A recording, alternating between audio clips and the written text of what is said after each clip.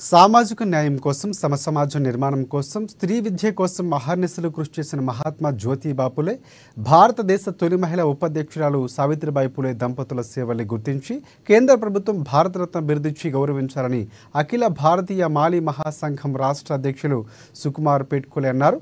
ఇక ఈ మేరకు ఆదివారం ఆదిలాబాద్ జిల్లా కేంద్రంలోని పూలే గెస్ట్ హౌస్లో ఏర్పాటు చేసిన మాలీ మహాసంఘం క్రియాశీల కార్యకర్తల సమావేశంలో ఆయన మాట్లాడారు. ఏకగ్రీవంగా తీర్మానించిన తీర్మానాలను వెల్లడించారు. 2008లో కాంగ్రెస్ ప్రభుత్వం జ్యోతిబా ఫులే వర్ధంతి జయంతులను అధికారికంగా జరపడం ప్రారంభించిందన్నారు. ఆ తర్వాత వచ్చిన ప్రభుత్వం కేవలం జ్యోతిబా ఫులే జయంతిని మాత్రమే అధికారికంగా నిర్వహించి వర్ధంతిని నిర్వహించడం లేదని వెల్లడించారు. అలాగే భారతదేశ తొలి మహిళా ఉపాధ్యాయురాలు సావిత్రిబాయి ఫులే జయంతిని అధికారికంగా నిర్వహించాలని తీర్మానించారు. అందరికీ జై జ్యోతి జై క్రాంతి.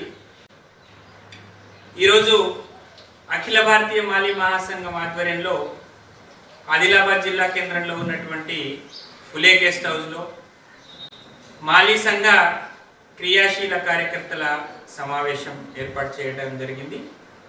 ఇందులో ముఖ్యంగా వర్ధంతి జయంతిని అధికారికంగా తర్వాత వచ్చినటువంటి ప్రభుత్వం కేవలం ఫులే జయంతిని మాత్రమే అధికారికంగా నిర్వహించి వర్ధంతిని మరి అధికారికంగా నిర్వహించలేదు. కాబట్టి ఈ సమావేశం ఈ నవంబర్ 28న జరిగేటటువంటి జ్యోతిబా ఫులే వర్ధంతిని అధికారికంగా నిర్వహించాలని చెప్పేసి ఏకగ్రీవంగా తీర్మానించడం జరిగింది. అలాగే రెండవ విషయం, భారతదేశ మొదటి మహిళా ఉపాధ్యాయురాలు చదువుల తల్లి సావిత్రిబాయి ఫులే యొక్క జయంతి జనవరి 3ని మరి అన్ని పాఠశాలల్లో ప్రభుత్వ రంగ సంస్థలలో తెలంగాణ రాష్ట్ర ప్రభుత్వం అధికారికంగా నిర్వహించాలని చెప్పేసి